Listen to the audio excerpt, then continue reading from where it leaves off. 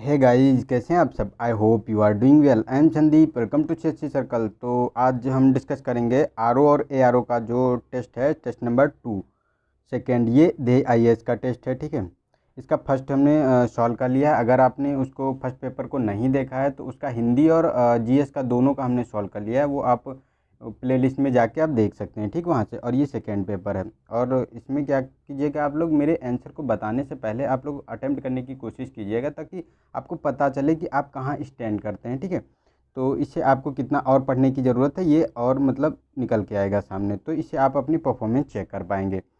और इसको मैंने 2 पार्टों में डिवाइड कर दिया। एक्चुअली क्या होता है कि एक पार्ट में एक्चुअली बहुत लंबा वीडियो हो जाता है, 1 घंटे के ऊपर हो जाता है, तो उसमें लोड करने में बहुत दिक्कत होती है, बहुत टाइम लग जाता है। इसीलिए मैंने इसे 2 पार्टों में डिवाइड कर दिया है।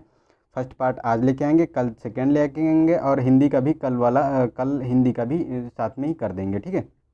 तो आप इसे एंजॉय कर सकते हैं। और अगर इसकी PDF चाहिए तो अब मेरे टेलीग्राम को ज्वाइन कर लीजिए। मैंने लिंक नीचे दे रखा है वीडियो के, वहाँ से आप टेलीग्राम ज्वाइन कर लीजिए। वहाँ आपको इसकी PDF मिल जाएगी, ठीक है। आपको कहीं जाने की ज़रूरत नहीं है, ठीक। चलते हैं तो फर्स्ट क्वेश्चन पे इसमें। तो इसमें फर्स्ट क्वेश्चन है। फर्स्ट में कहा गया है कि बादल परिणाम है। ए ऑप्शन है वाष्पीकरण का, बी है सामान्य ताप ह्रास दर का, सी है कैटाबेटिक ह्रास दर का, और डी है संघनन का। तो डी ऑप्शन सही है, ये संघनन का ही परिणाम होता है। जो बादल होता है, जब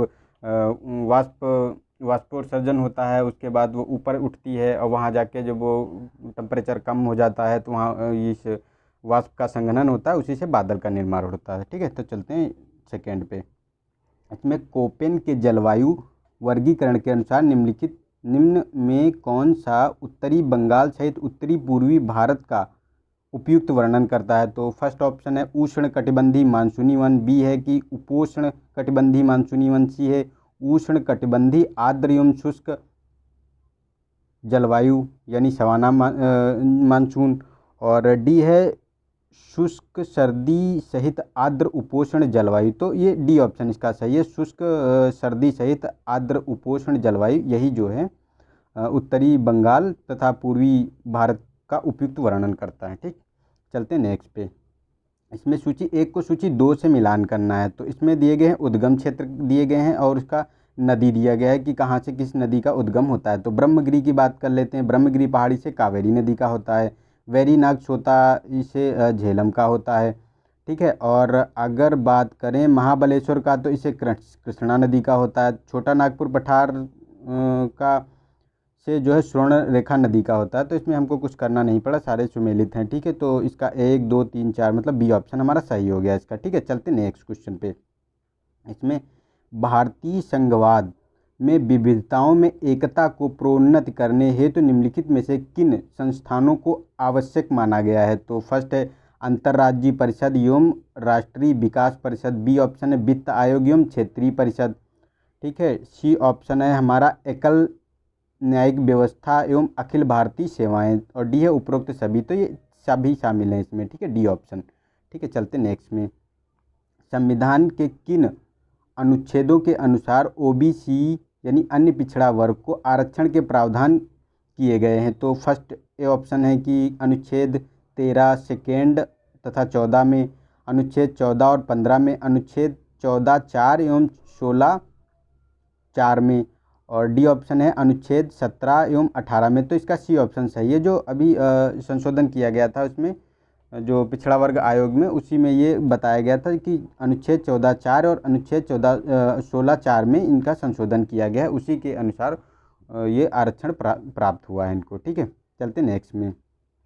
बुद्ध के उपदेशों यानी शिक्षाओं को त्रिपिटक के रूप में संकलित किया गया था, जिसका शाब्दिक अर्थ 3 टोकरी, जो विभिन्न प्रकार के मूल पाठों को रखने के लिए है। निम्नलिखित मूल ग्रंथों में से कौन से उसकी विषय वस्तु से सही सुमेलित है, ये बताना है। तो इसमें देख लेते हैं कौन सही सुमेलित है बुद्ध के। तो विनय पिटक की बात की जाती है, बुद्ध के उपदेश हैं। शुद्ध पिटक की बात की जाती है, मठ संबंधी व्यवस्था के नियम और विनियम हैं।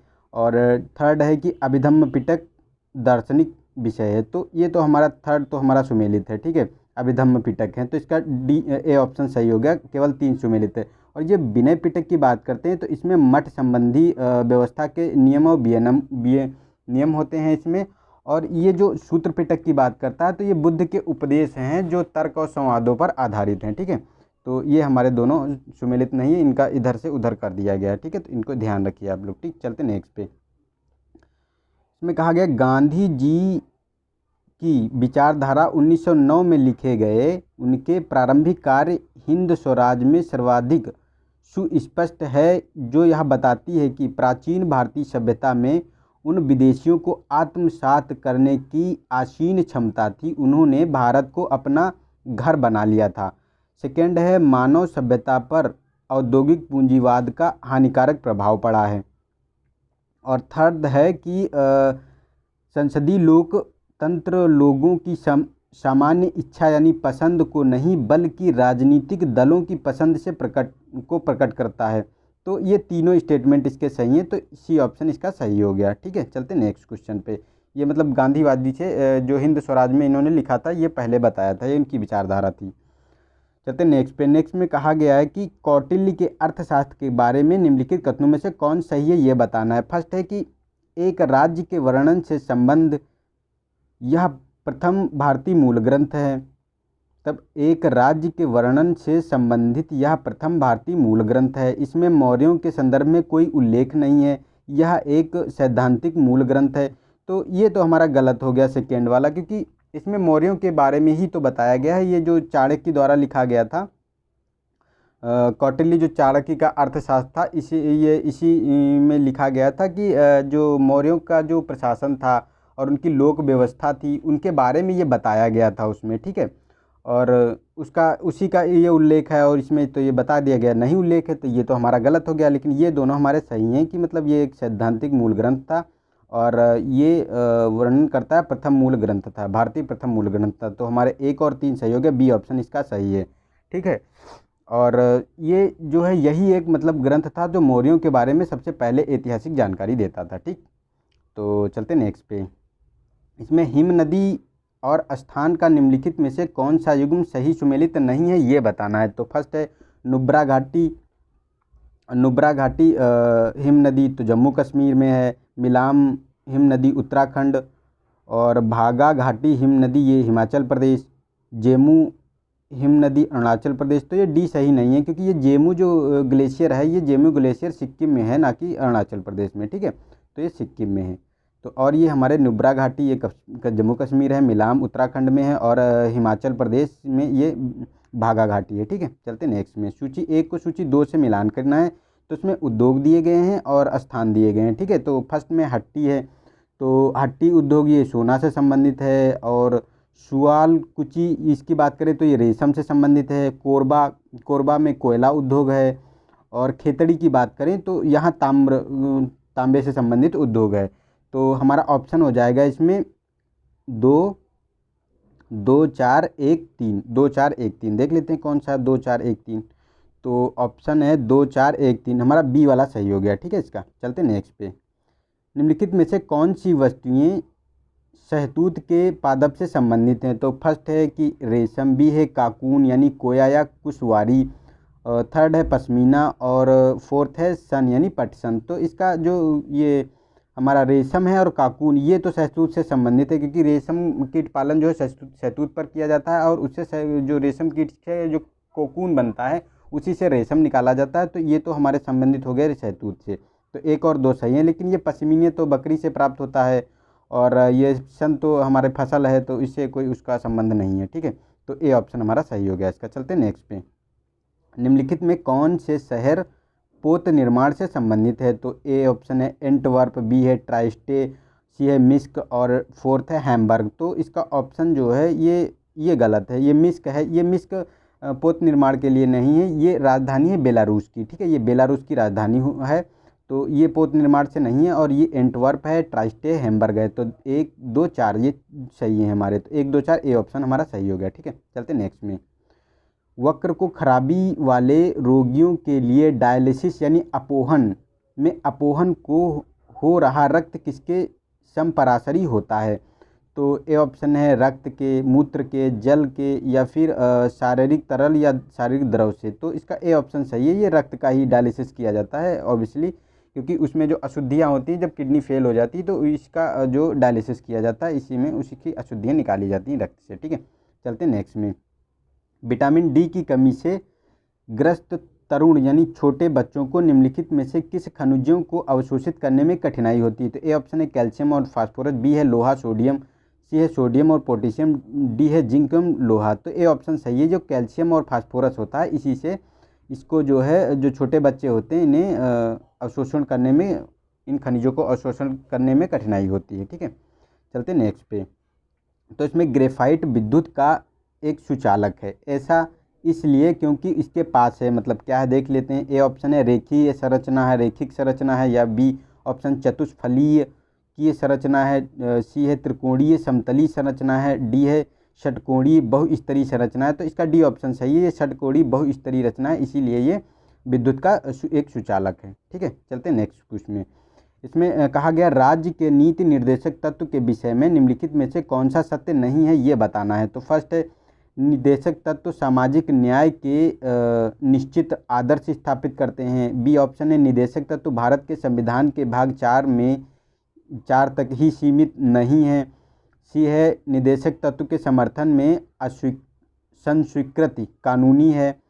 इसका लक्ष्य, डी ऑप्शन है, इसका लक्ष्य सामाजिक आर्थिक न्याय के उद्देश्य को पूरा करना है। तो ये सी हमारा गलत हो गया, क्योंकि ये कानूनी संस्वीकृत की बात करता है, तो ये कानूनी संस्वीकृत की बात नहीं है, क्योंकि ये न्याय योग्य तो है नहीं। हम इसको कोर्ट में जो है नीति निर्देशक को जारी करने के लिए कोर्ट में रिट नहीं डाल सकते, क्योंकि ये राज्य के ऊपर है कि जो राज्य अगर देना चाहे तो वो दे, ना देना चाहे तो ना दे, क्योंकि ये कल्याणकारी अवधारणा पर आधारित है। ठीक है, तो ये सी हमारा सही हो गया और ये तीनों हमारे सही हैं। ठीक है, चलते नेक्स्ट पे।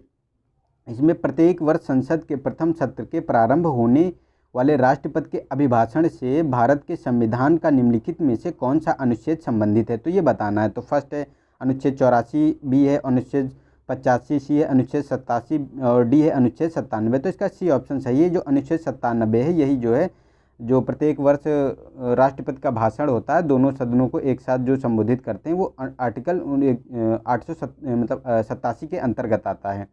और ये प्रत्येक वर्ष होता है, और जब चुनाव होता है, चुनाव का जो पहला अभिभाषण होता है वो भी इसी आर्टिकल के अंतर्गत आता है। ठीक है, चलते नेक्स्ट में। इसमें कहा गया कि परमा रिट के बारे में निम्नलिखित में से, परमादेश रिट के बारे में निम्नलिखित में से कौन सा कथन सही है, ये बताना है। तो फर्स्ट है परमादेश सरकार के विरुद्ध होता है। परमादेश निम्नतर यानी आवर न्यायालयों तथा अधिकरणों के विरुद्ध होता है।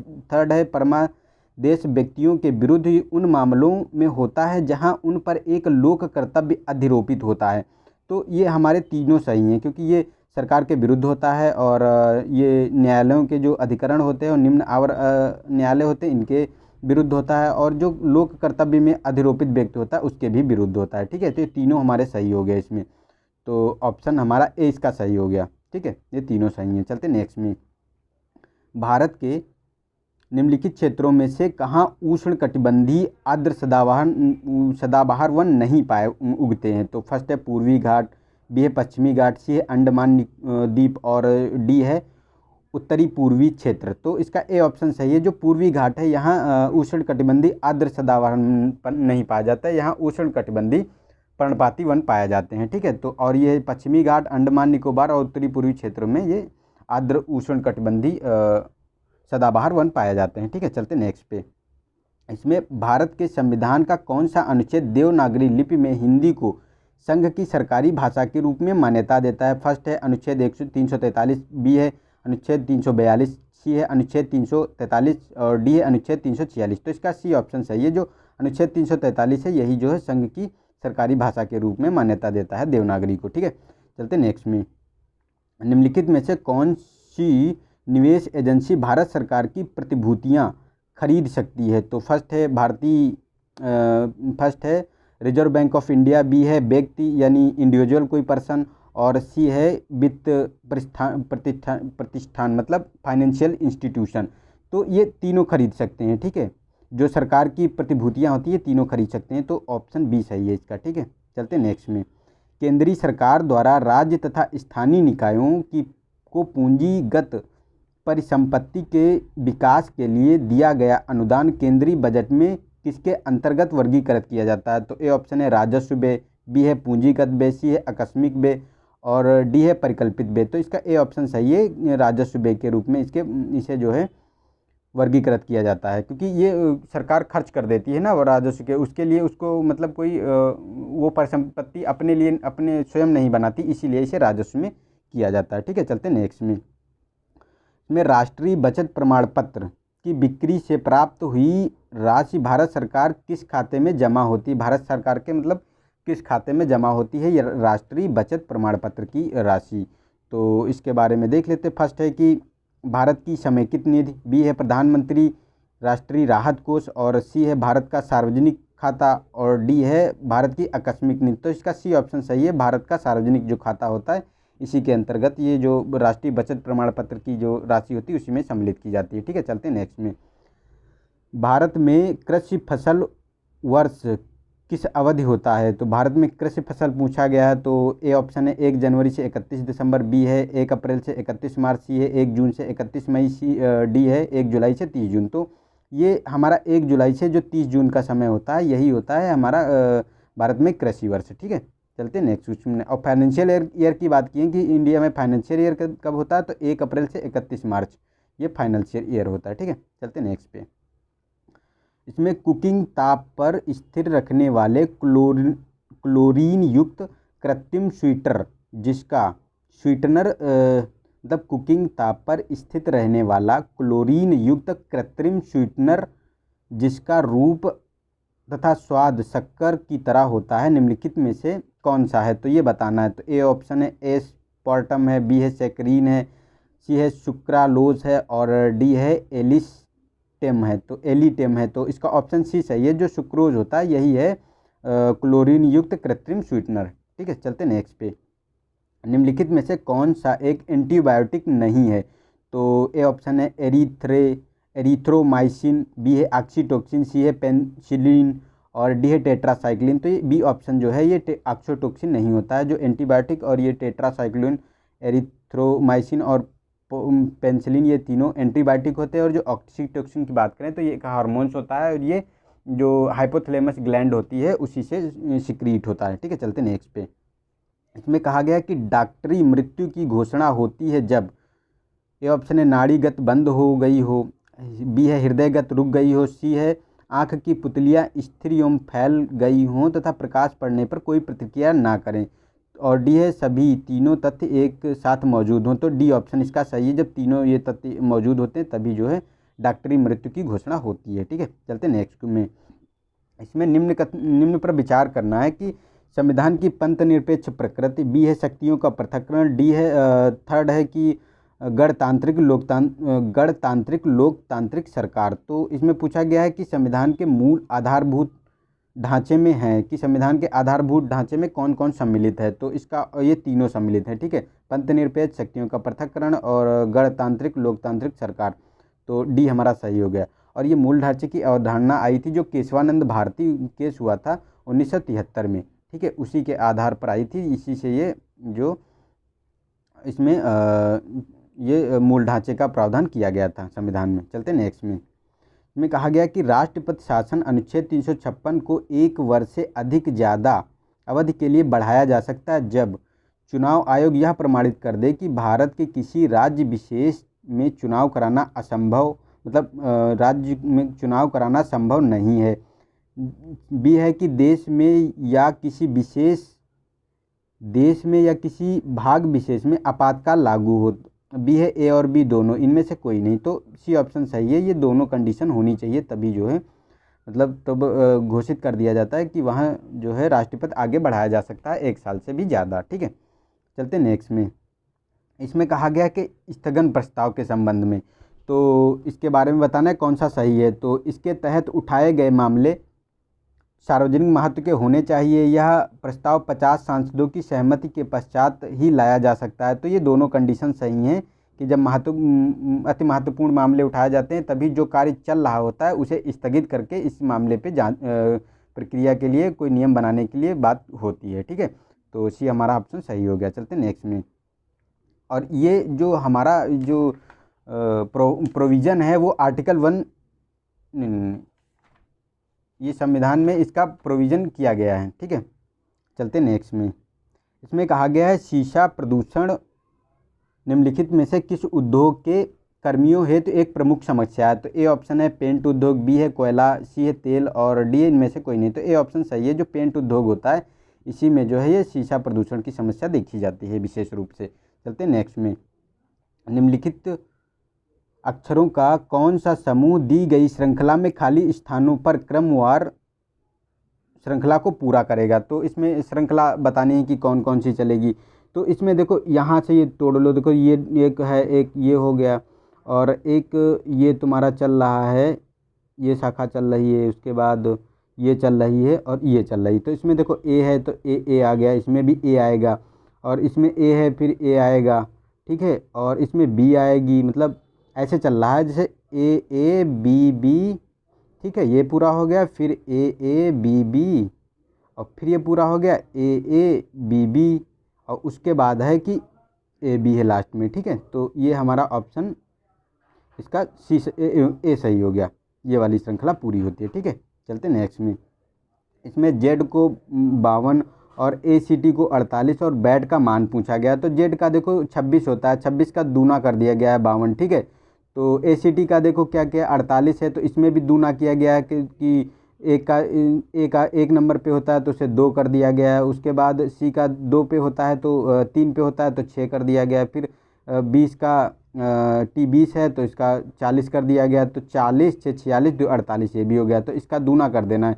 तो बी का कितना होता है हम देख लेते हैं। तो बी का हमारा होता है 2, तो 2 का 4 हो गया, प्लस आपका ए का 1 होता है तो इसका 2 हो गया दूना, और टी का 20 होता है तो 40 हो गया, इसको जोड़ दो तो 40 और 2 42 और 6 46। तो डी ऑप्शन हमारा सही हो गया इसका। ठीक है, डी ऑप्शन 46 आ गया। चलते नेक्स्ट में। इसमें कहा गया बी डी की माँ है, तो मतलब इसमें बना लेते हैं हम, बी डी की माँ है।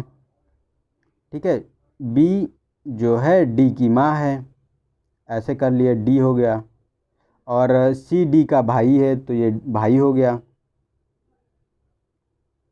ठीक, ये माइनस हो गया। और ए ई की बेटी है तो ए ई से अभी कंफर्म नहीं हो रहा है, यहाँ डी ई की पत्नी है तो ये जो ई है ये पत्नी हो गई, ई की डी पत्नी हो गई तो ये प्लस हो गया। अब कहा गया है कि जो एच ई की बेटी है तो ये ई की बेटी हो गई एच।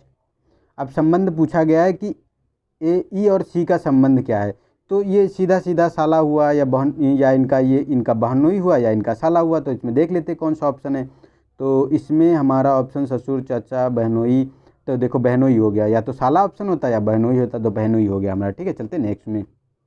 ग्रीस पूरब की ओर 8 किलोमीटर जाता है। तो ठीक है, तो जैसे ये नॉर्थ ईस्ट होता है, ये ईस्ट होता है, ये वेस्ट होता है, ये नॉर्थ होता है, ये साउथ होता है। तो ईस्ट की तरफ कह रहा है तो ईस्ट की तरफ 8 किलोमीटर गया, यहाँ से ईस्ट की तरफ 8 मीटर ये गया। ठीक है, और उसके बाद फिर वह दाईं ओर मुड़ा, दाईं ओर मुड़ गया। ठीक है, 3 किलोमीटर गया, 3 किलोमीटर मुड़ गया। उसके बाद वह सीधे गया और दाईं ओर फिर मुड़ा, तो दाईं ओर फिर मुड़कर 12 किलोमीटर गया है। तो अब दाईं ओर गया है, आरंभ के स्थान से वह कितनी दूर है। तो यहाँ से चला था, फिर ये यहाँ आ गया है, तो ये 3 यहाँ हो गया और 8 से 4 घटाओगे, मतलब 8 से 12 घटाओगे 4 बचेगा। अब इसमें पाइथागोरस लगा दो, 3 का स्क्वायर प्लस 4 का स्क्वायर, ठीक, बराबर ये वाली आपकी ये निकल आएगी। तो 3 3 9 होता है और 4 चक्कू 16 होता है, दोनों 25 हो गए। 25 का स्क्वायर करोगे मतलब 25 रूट है, तो इसको करोगे जब तो इसका हो जाएगा 5, मतलब 5 किलोमीटर। तो ऑप्शन सी सही है इसका, 5 किलोमीटर। ठीक है, चलते नेक्स्ट पे। निम्न श्रृंखला में कौन सा पद एक गलत है ये बताना है। तो फर्स्ट है 2 4 6 14 20, अच्छा अच्छा अच्छा सीरीज चल रही है। तो इसमें देखो 2 जोड़े गए हैं, इसमें 2 की सीरीज चल रही है, यहाँ पे 2 प्लस कर दिया गया है, फिर 2 प्लस किया गया है, यहाँ पे नहीं, यहाँ 4 प्लस किया गया है, बढ़ते जा रहे हैं। फिर यहाँ पे 4 किया गया है, यहाँ 6 किया गया है, यहाँ 8 किया गया है और यहाँ 10 किया गया है। ठीक है, तो देखो हम देख लेते हैं, ये सीरीज हमारी कंप्लीट हो गई, ये भी सही है, ये भी सही है, लेकिन ये 14 नहीं आएगा यहाँ पे। फिर यहाँ पे आ जाएगा तुम्हारा 2 4 तो 6 6 4 10, तो 2 4 तो 6 4 10 आना चाहिए यहाँ पे, तो ये गलत हो गया। और यहाँ पे 10 जब आ जाएगा तो यहाँ पे आपका 10 और 6 16, ये हमारा पूरा 10 आएगा, नहीं यहाँ 12 आएगा। फिर से देख लेते हैं इसको। यहाँ 2 हुआ, 4 हुआ यहाँ पे, 6 यहाँ हो गया, और 8 यहाँ हो गया, 10 यहाँ हो गया, 12 यहाँ हो गया। ठीक, तो इसमें देखो, इसमें 2 4 6 6, तो 6 में अगर जो हम जोड़ेंगे 10, हाँ 6 में अगर जो 6 जोड़ेंगे तो 12 आएगा यहाँ पर। ठीक है, 12 आएगा। ठीक है, 12 में फिर 8 जोड़ेंगे तो 20 आएगा, 20 में 10 जोड़ेंगे तो 30 आएगा, 30 में 12 जोड़ेंगे तो 42 आएगा। तो ये ऑप्शन हमारा सही हो गया इसका। ठीक है, चलते नेक्स्ट में। निम्नलिखित स्थानों पर क्या होगा ये बताना है। तो इसमें देखो सीरीज इसमें भी चल रही है। देखो जेड है, इसमें जो है माइनस किया गया है 2। ठीक है, जेड और एक्स में माइनस किया गया है 2। ठीक है, -2। फिर आगे फिर माइनस किया गया है इसमें वी में 2, फिर माइनस किया गया है टी में 2, तो माइनस टी में 2 कर दोगे तो आर आ जाएगा। ठीक है, इसी तरह इस नीचे भी एल में माइनस किया गया 2। ठीक, -2 किया गया तो आया है जे, जे में फिर माइनस किया गया 2 तो एच आया है, एच में माइनस किया गया तो एफ आया, एफ में माइनस करेंगे तो डी आ जाएगा। ठीक है, तो हमारा आर और डी सही होगा। ऑप्शन जो है आर और डी आ जाएगा इसमें, मतलब आर और डी आएगा, तो बी ऑप्शन सही है हमारा। चलते हैं नेक्स्ट में। इसमें कहा गया, देखो इसमें दिए गए हैं, इस पे बताना है कि कौन सा इसमें रिक्त स्थान पे आएगा। तो इसमें क्या किया गया, देखो 5 का मल्टीप्लाई किया गया, 6 का किया गया है और 8 का किया गया। ठीक है, और नहीं 4 का, इधर 4 है ना, ये ऐसे किया गया है 5 का, सॉरी 5 का किया गया, 6 का किया गया है, इंटू 4 का किया गया और 10 से डिवाइड कर दिया गया है। तो देखो 5 छक्का 30, 4 दूनी 12, 120 हो गया। ठीक है, 120 को 10 से डिवाइड करेंगे हम तो कितना आ जाएगा हमारा, 12 आ जाएगा। ऐसे ही इसको किया गया है। ठीक है, 6 4 7 और 5 को, तो उसको भी कर लेते हैं हम, 4 8 और 10 को। इसको 10 से डिवाइड करना है तो 10 से पहले ही डिवाइड कर दो, हमको ज़्यादा मल्टीप्लाई नहीं करना पड़ेगा। और ये 4 8 48, तो 48 यहाँ आ जाएगा। ठीक है, क्वेश्चन मार्क पे। तो हमारा ऑप्शन, नहीं नहीं नहीं नहीं नहीं, 4 8 32, हाँ 4 8 32 आएगा, 48 नहीं 32 आएगा। तो इसका ऑप्शन सी हमारा हो गया। ठीक है, चलते हैं नेक्स्ट पे। अब इसमें चित्र में दिए गए चित्र में जज चोर और अपराधी को अधिकाधिक प्रदर्शित करता है, मतलब डायग्राम में बताना है कौन प्रदर्शित करता है। तो देखो जो जज है वो तो न्यायाधीश है, तो वो तो एक अलग रहेगा। ठीक है, और लेकिन ये जो चोर होता है, चोर अपराधी हो सकता है, तो चोर जो अपराधी है तो वो उसके अंतर्गत आएगा। चोर चोर कोई भी हो सकता है, अपराधी हो सकता है, क्योंकि अपराधी को ही सज़ा देता है जज। तो ये ऑप्शन ए इसका बिल्कुल बहुत अच्छा सुमेल करता है, क्योंकि जज अलग हो गया और अपराधी जो है उसके अंदर चोर हो अपराधी के अंदर आ गया। ठीक है, अपराध के अंदर आ गया, उसने अपराध किया है। चलते नेक्स्ट में। वर्ष 2011 की जनसंख्या अनुसार निम्नलिखित राज्यों में से किस राज्य में उच्चतम लिंगानुपात है। तो A option Tamil Nadu, B Andhra Pradesh, C Karnataka, D Orissa. तो ए ऑप्शन सही है, जो तमिलनाडु में सबसे ज़्यादा इन राज्यों में से लिंगानुपात है। इनमें इन पर विचार करना है नेक्स्ट में। तो बिहार है, राजस्थान है, झारखंड है, जम्मू कश्मीर है। तो इसमें न्यूनतम स्त्री जो साक्षरता का घटता क्रम में लिखना है कि कौन घटते क्रम में आएगा, तो इसके बारे में बताना है। तो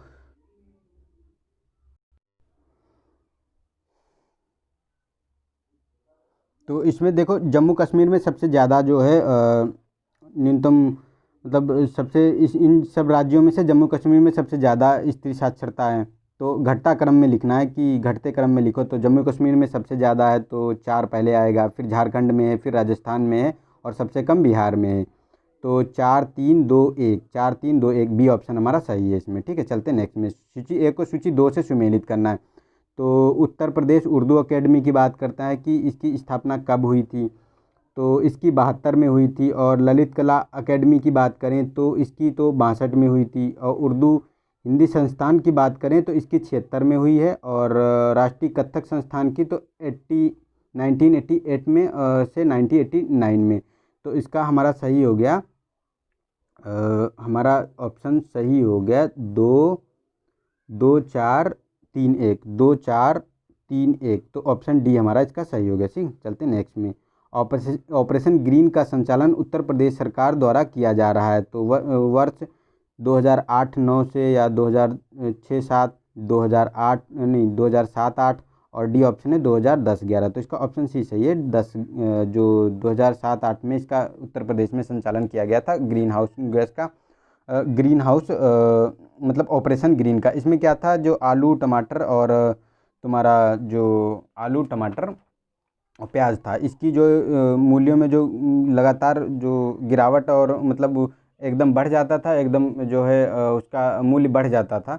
तो उसको स्थिरता, वही मूल्य स्थिरता प्रदान करने के लिए ये ऑपरेशन ग्रीन चलाया गया था, ताकि ज़्यादा से ज़्यादा प्रोडक्शन हो और उस प्रोडक्शन को जब ज़्यादा हो जाए तो उसको प्रसंस्कृत किया जाए, कि मतलब प्रोसेस करके रख लिया जाए, ताकि जब कमी हो तो उसकी पूर्ति की जाए। इसीलिए ये चलाया गया था। ठीक है, चलते नेक्स्ट पे। प्रधानमंत्री के संदर्भ में निम्नलिखित कथनों पर विचार कीजिए। फर्स्ट है, प्रधानमंत्री किसी भी समय लोकसभा विघटित करने की सिफारिश राष्ट्रपति को कर सकता है। वह किसी भी मंत्री को त्यागपत्र देने अथवा राष्ट्रपति को बर्खास्त करने की सलाह दे सकता है। तो ये दोनों स्टेटमेंट हमारे सही हैं, तो डी ऑप्शन इसका सही हो गया। ठीक है, चलते नेक्स्ट में। राज्यसभा को केंद्र एवं राज्य दोनों के लिए अखिल भारतीय सेवाओं के सृजन हेतु अधिकृत कर सकती है। तो ऑप्शन है 310, 312, 313, 315। तो ऑप्शन बी सही है, 312 में ये प्रोविजन किया गया है। चलते हैं नेक्स्ट। नियंत्रक एवं महालेखा परीक्षक के संदर्भ में निम्नलिखित कथनों में से कौन सा असत्य है, ये बताना है। तो इसका कार्यकाल 5 वर्ष 65 वर्ष की आयु तक होता है। इसे हटाने की प्रक्रिया उच्चतम न्यायालय एवं न्यायाधीश के समान है। इसका वेतन भारत की संसद निधि पर भारित है। उपरोक्त सभी।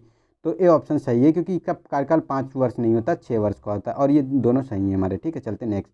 प्रगतिशील कर व्यवस्था का तात्पर्य आय बढ़ने के साथ साथ करों की दर में वृद्धि होती है, आय बढ़ने के साथ साथ करों के दर में कमी होती है, आय बढ़ने के साथ साथ करों के दर में स्थिरता आती है। उपयुक्त में से कोई नहीं।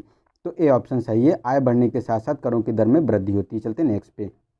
निम्नलिखित कथनों पर विचार करें। तो फर्स्ट है मूल्य स्थिरता, आर्थिक स्थायित्व और विदेशी विनिमय दर स्थिरता, और यह आय और परिसंपत्तियों का सामयिक वितरण। तो इसमें कहा गया मौद्रिक नीति का उद्देश्य है, कौन कौन से उद्देश्य हैं। तो ये हमारा उद्देश्य नहीं है, जो आय और परिसंपत्ति का सामयिक वितरण है, ये उद्देश्य नहीं है मौद्रिक नीति का। ठीक है, और ये मूल्य स्थिरता, आर्थिक स्थायित्व और विदेशी विनिमय स्थिरता, ये तीनों इसका काम है। तो ऑप्शन बी सही हो गया इसका। ठीक है, चलते नेक्स्ट पे। निम्नलिखित समितियों में से किस एक में राज्यसभा का प्रतिनिधित्व नहीं होता है। तो इसमें एक फर्स्ट है लोक लेखा समिति, बी है सार्वजनिक उपक्रमों की समिति, सी है आकलन समिति, और डी है सरकार की आश्वासन समिति। तो इसका सी ऑप्शन सही है। जो आकलन समिति होती है, इसमें केवल लोकसभा का ही प्रतिनिधित्व होता है, ना कि राज्यसभा का। ठीक है, चलते नेक्स्ट में। निम्नलिखित कथनों में से कौन सा एक असत्य है, ये बताना है। तो फर्स्ट है उल्का पिंडों को टूटता हुआ तारा उपनाम से जाना जाता है। बी है क्षुद्र ग्रह मंगल एवं बृहस्पति के मध्य क्षेत्र में स्थित हैं, और पुच्छल तारे के शीर्ष को कोमा कहते हैं। प्रॉक्सिमा सेंचुरी सूर्य से सर्वाधिक दूरी पर स्थित है। तो ये गलत है, सूर्य से सबसे निकट दूरी पर ये स्थित है, ना कि सबसे दूर। ठीक है, तो ये हमारा गलत हो गया, और ये डी ऑप्शन इसका सही हो गया, और ये सारे सही हैं इसके। ठीक है, चलते नेक्स्ट में। तो निम्न पर विचार करने। तो यूराल पर्वत है, अल्पस है, ब्लैक फॉरेस्ट है, सियारा नोदा है। तो इस ब्लैक पर्वतों के उदाहरण के बारे में पूछा गया कि कौन से ब्लैक पर्वत हैं। तो इसमें जो ब्लैक फॉरेस्ट और सियरा नोदा, ये दोनों ब्लैक पर्वत हैं।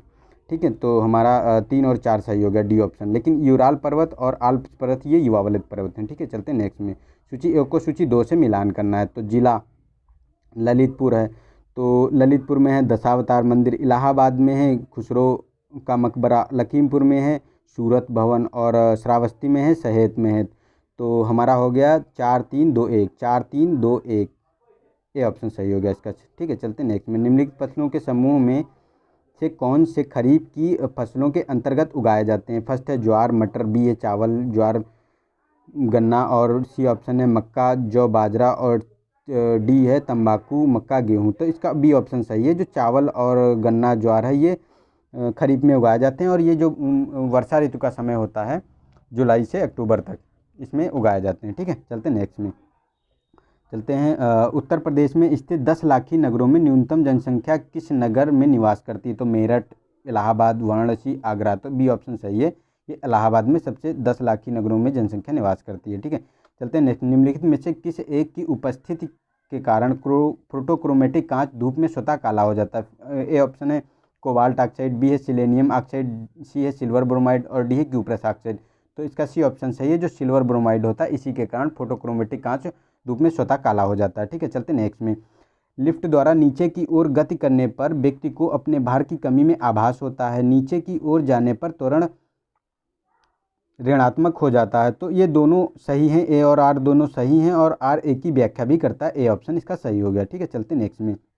निम्नलिखित हार्मोन्स में से किस एक के अतिश्रावण से हाइपोग्लाइसीमिया नामक रोग हो जाता है? तो ऑप्शन ए है ग्लूकोगॉन, सेमेस्टोस्टिन और इंसुलिन रिलैक्सिन। तो सी ऑप्शन सही है, जो इंसुलिन ज़्यादा स्रावित होता है उसी से हाइपोग्लाइसीमिया नामक रोग हो जाता है। ठीक है, चलते नेक्स्ट में। निम्न पर विचार कीजिए। तो फर्स्ट है, रक्त समूह की खोज कार्लैंड स्टीलन ने की थी। रक्त समूह ओ में कोई एंटीजन नहीं पाया जाता है। RH फैक्टर सर्वप्रथम अफ्रीका के मानव में खोज की गई थी। तो ये गलत है, अफ्रीका के मानव में नहीं, अफ्रीका के रिसिस बंदर में इसकी खोज की गई थी, और ये एक प्रोटीन होता है RH फैक्टर। ठीक है, तो इसका ऑप्शन हो गया हमारा 1 और 2 सही है, ए ऑप्शन सही है। ठीक है, चलते नेक्स्ट में। प्रतिशत की दृष्टि से क्रमशः 3 शीर्ष अनुसूचित जनजाति वाले जिले, मतलब ST वाले, जिनमें सबसे ज़्यादा ST जनजाति पाई जाती है, उसके बारे में पूछा गया है। तो फर्स्ट है नागालैंड, मेघालय, मिजोरम। बी है लक्षद्वीप, मिजोरम, नागालैंड, और मिजोरम, नागालैंड, मेघालय, नागालैंड, मेघालय, अरुणाचल प्रदेश। तो इसका बी ऑप्शन सही है, लक्षद्वीप में सबसे ज़्यादा, उससे मिजोरम, फिर नागालैंड में जो है अनुसूचित जाति पाई जाती है। चलते नेक्स्ट में। ग्रामीण एवं शहरी क्षेत्रों में न्यूनतम लिंगानुपात वाला राज्य है। तो फर्स्ट है हरियाणा, बी है राजस्थान, सी है उत्तर प्रदेश, डी है बिहार। तो ए ऑप्शन सही है, जो हरियाणा है इसी में ग्रामीण और शहरी क्षेत्रों में न्यूनतम लिंगानुपात पाया जाता है। ठीक है, चलते नेक्स्ट में। राज्यपाल द्वारा राज्य विधान परिषद के कितने सदस्यों को नामित किया जा सकता है? तो फर्स्ट है 1/3, बी है 12वां भाग, और सी है 8वां भाग, और डी है 6वां भाग। तो इसका डी ऑप्शन सही है, 1/6वां भाग जो है ये नामित कर सकता है विधानसभा में। चलते नेक्स्ट में। विधानसभा के विघटन के बाद भी उसका अध्यक्ष पद पर बना रह सकता है। ए ऑप्शन है नए अध्यक्ष के चुने जाने तक, जब तक राज्यपाल चाहे। ठीक है, सी ऑप्शन है विधानसभा के विघटन के बाद गठित विधानसभा की पहली बैठक के पूर्व तक। तो इनमें से कोई नहीं, तो सी ऑप्शन सही है, जो विधानसभा के विघटन के बाद गठित विधानसभा की पहली बैठक के पूर्व तक ये रह सकता है, जो विधानसभा के विघटन के बाद भी अध्यक्ष। ठीक है, चलते हैं नेक्स्ट में। इसमें कहा गया कि प्राकृत भाषा में लिखे गए गाथा सप्तशती नामक काव्य का रचयिता हाल किस राजवंश से संबंधित था? फर्स्ट है गुर्जर प्रतिहार वंश, बी है आंध्र सातवाहन, सी है राष्ट्रकूट वंश, डी है वाकाटक वंश। तो बी ऑप्शन सही है, आंध्र सातवाहन के शासन से संबंधित है हाल जो लेखक थे। ठीक है, चलते सूची 1 को सूची 2 से मिलान करना है। तो फर्स्ट है कि दीवान ए अर्ज, तो इसे सैन्य विभाग कहते थे। दीवान ए रिसालत, ये धर्मपरायण व्यक्तियों का एक गुजारा भत्ता था। और दीवार ए इंसा, ये तो पत्राचार था। और नौरोज, ये फारसी त्यौहार था। तो हमारा हो गया 2-1-3-4, 2-1-4-3, तो 2-1-4-3, तो ए ऑप्शन हमारा सही हो गया इसका। ठीक है, चलते नेक्स्ट में। शिवाजी के द्वारा मराठा प्रशासन में हजार मजलिस प्रसिद्ध था। तो ए ऑप्शन है सैन्य मामलों के लिए, बी है न्यायिक मामलों के लिए, सी है राजस्व मामले के लिए, और डी है वैधानिक मामलों के लिए। तो ये बी ऑप्शन सही है, क्योंकि न्यायिक मामलों के लिए जो सर्वोच्च न्यायालय था यही हजार मजलिस को ही कहा जाता था मराठा साम्राज्य में। चलते नेक्स्ट में। निम्नलिखित में से कौन से एक विदेशी यात्री विजयनगर नहीं आया था? तो फर्स्ट है सीजर फेडरिक, बी है डोमिंगो पायस, सी है नूनिज, और डी है रॉफिच। तो डी ऑप्शन सही है, क्योंकि ये नहीं आया था इसके विजयनगर साम्राज्य में, ये अकबर के समय आया था। ठीक है, और ये तीनों आए थे, सीजर फेडरिक, डोमिंगो पायस और नूनिज। ठीक है, विजयनगर की यात्रा की थी इन्होंने। नेक्स्ट है अकबर के अधीन एक अनुवाद विभाग की अकबर ने किसके अधीन एक अनुवाद विभाग की स्थापना की थी? फर्स्ट है अबुल फजल, बी है फैजी, सी है बदायूं, और डी है दारा शिकोह। तो इसका बी ऑप्शन सही है, जो फैजी था इसी के अधीन जो है अकबर ने अनुवाद विभाग की स्थापना की थी। और ये एक प्रसिद्ध कवि था, उस समय का प्रसिद्ध कवि था अकबर के समय का, इसीलिए। ठीक है, निम्नलिखित कथनों में से कौन सही है ये बताना है। तो अलाउद्दीन खिलजी ने अपना राज्य अभिषेक बलबन के लाल महल में करवाया था। सेकेंड है चित्तौड़ को जीतने के बाद उसने उसका नाम खिजराबाद रखा था। तो ये दोनों सही हैं इसके। ठीक है, तो सी ऑप्शन इसका सही हो गया। ठीक है, चलते नेक्स्ट में। सूफी सिलसिले के चिश्ती संप्रदाय के संबंध में कौन गलत है ये बताना है। तो फर्स्ट है भारत का सबसे प्राचीन सूफी सिलसिला है, यह मत समा में विश्वास नहीं करता था। सी है ख्वाजा मोइनुद्दीन चिश्ती ने इस परंपरा की नींव डाली थी, और यह अद्वैतवाद पर विश्वास करता था। तो ए और बी ऑप्शन इसका सही नहीं है, क्योंकि ये लोग समा में विश्वास करते थे। समा क्या होता था कि जो ये लोग समझते थे कि जो ईश्वर की उपासना है वह संगीत के माध्यम से की जाए, संगीत और गाने के नृत्य के साथ की जाए तो ईश्वर प्रसन्न होता है। ठीक है, तो उन्हीं में ये विश्वास करते थे। तो ये बी ऑप्शन इसका सही हो गया। ठीक है, चलते नेक्स्ट में निम्नलिखित को उसके स्थापना कालक्रम के अनुसार व्यवस्थित करना है। तो फर्स्ट है कि इंडियन एसोसिएशन, बी है लैंड होल्ड सोसाइटी और इंडियन लीग, और कौन सा है पुणे सार्वजनिक सभा। तो इसमें जो इंडियन एसोसिएशन की बात करें तो इसकी तो 1875 में स्थापना हुई थी। ठीक है, 1875 में हुई। लैंड होल्ड सोसाइटी की बात करें तो इसकी 1838 में हुई थी। ठीक है, लैंड होल्डर सोसाइटी की।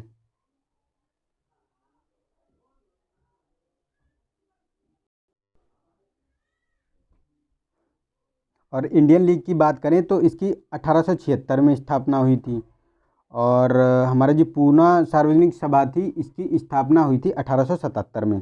ठीक है, 1877 में। ठीक है, तो इसमें देख लेते हैं 77 में ये हुई है, फर्स्ट है तो हमारा 2 लैंड होल्डर सोसाइटी, 38 हो गया 2, और फिर 3 1 4, 2 3 1 4। ठीक है, तो ऑप्शन बी हमारा सही हो गया। ठीक, तो हमने यहाँ 70 क्वेश्चन पूरे कर लिए हैं। ये फर्स्ट पार्ट हमारा पूरा हो गया है और सेकेंड पार्ट हम कल लेके आएंगे, क्योंकि एक में बहुत लंबा वीडियो हो जाएगा, क्योंकि मैथ और रीजनिंग के क्वेश्चन होते हैं तो उसमें बहुत थोड़ा लेंदी हो जाता है, इसीलिए ये बहुत ज़्यादा हो जाता है तो वीडियो लोड करने में भी दिक्कत आती है। तो आप लोग इसके एंजॉय करें, और अगर वीडियो पसंद आए तो इसे लाइक करें, अपने दोस्तों को शेयर करें, और चैनल को अगर सब्सक्राइब नहीं किया है तो उसे सब्सक्राइब करके बेल आइकन पर प्रेस कर लें, ताकि जो भी वीडियो मैं डालूँ आपको मिल जाए। ठीक है, और इन्जॉय करते रहिए। अब मैं आपको पूरी प्रोवाइड करूँगा, हिंदी का भी कल डाल दूँगा, और इसका जो सेकेंड पार्ट रहेगा ये भी कल आ जाएगा। तो आप लोग निश्चिंत रहें, मैं आपकी पूरी जो है टेस्ट सीरीज मैं आपको पूरी प्रोवाइड करा दूँगा। ठीक है, जितना हो सकेगा।